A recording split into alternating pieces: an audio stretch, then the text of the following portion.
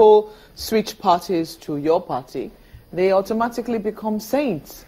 That these same people who were in the PDP, the moment they and we're beginning to see examples. It would seem that we're seeing some people even though they're in the PDP, speaking against their own brothers, and even if they have issues, they're silenced. Dead silence from the state. Are we not seeing signs like that? Are those people wrong as well? Thank you, Maokwe. You see, it is part of the asinine, narrative statements that people, give and try to give it some kind of prominence, and people are buying into that. Are you denying the fact that, when people change parties to your party, you don't go after them anymore? I don't see that happening here. If somebody has a corruption case,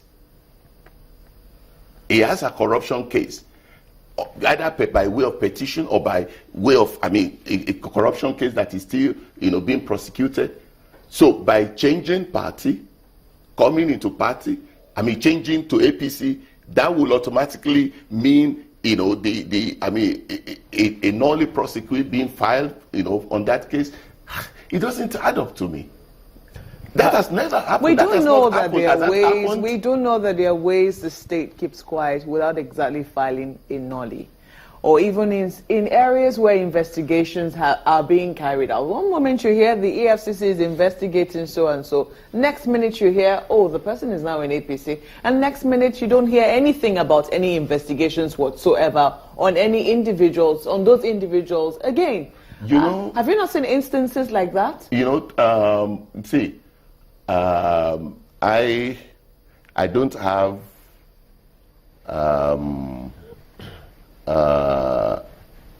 special ability for clairvoyance.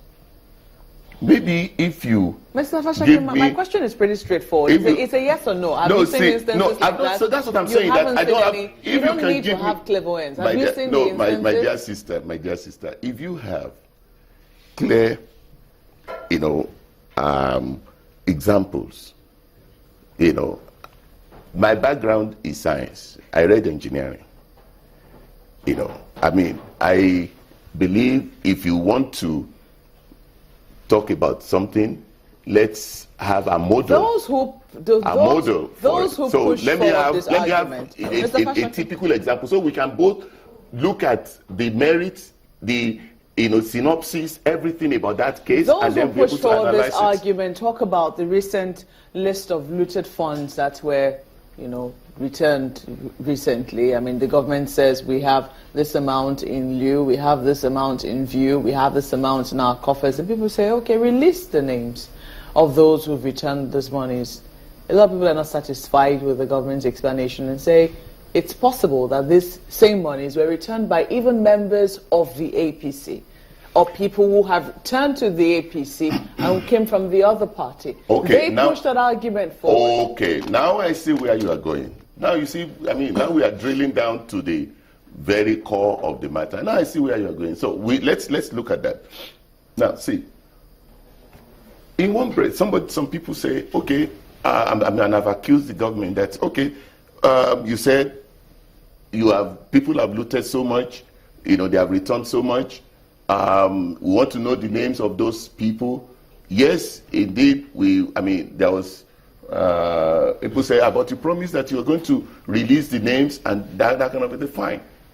But then, based on maybe legal advice and also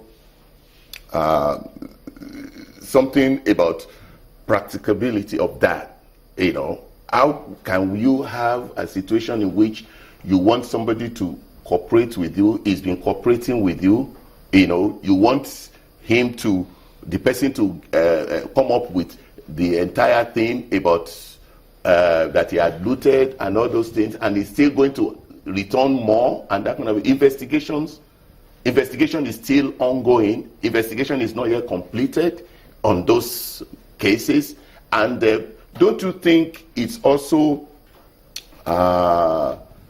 premature, to start talking about doing that. So these are things that you need to, just give us a moment. in. Have you heard comments that many have made, and they still are making those comments about how the president makes his appointments? Even within your party, there are those who feel something is a bit odd. They use that word, not being carried along.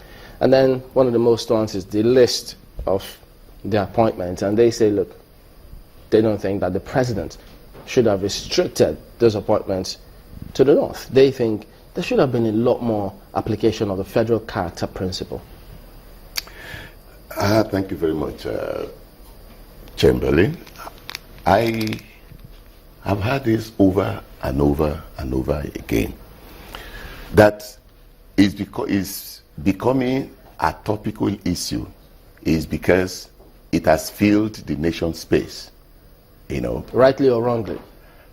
Well, I will explain that in a moment. Just come with me. Make haste slowly.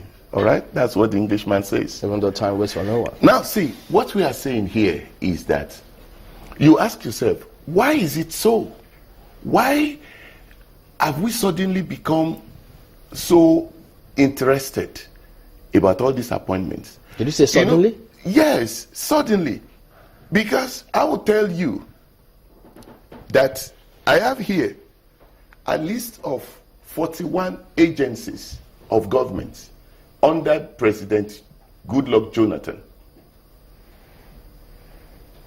Here, 41 agencies of government. Is that the basis of comparison? See, wait, excuse me. No, we need to know. Are you using that as a yardstick? No, I'm not telling you using that, but I will tell you.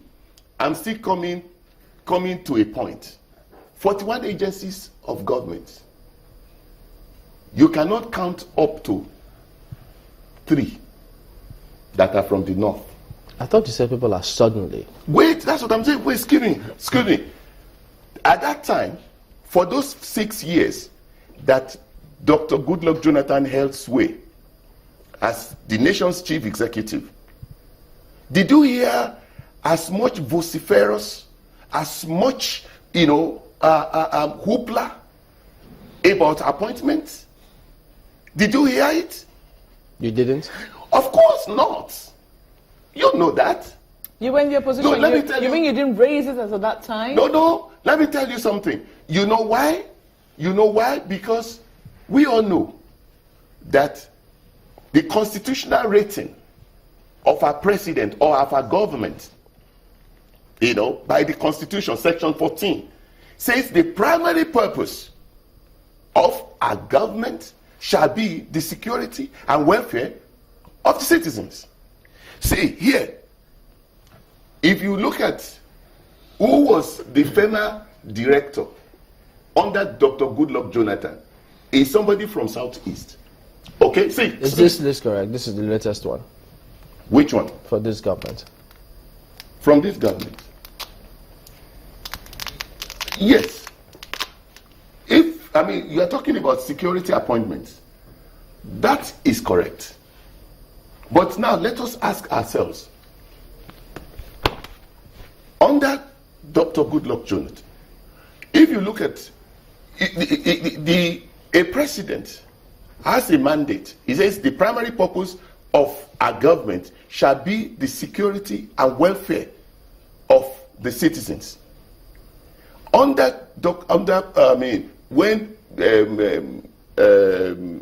President Obasanjo came into power, what did he do?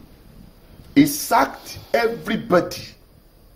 He retired all military personnel that had held positions. This is the second batch of the list. Yes. For which one? This current government. Still on security. On security.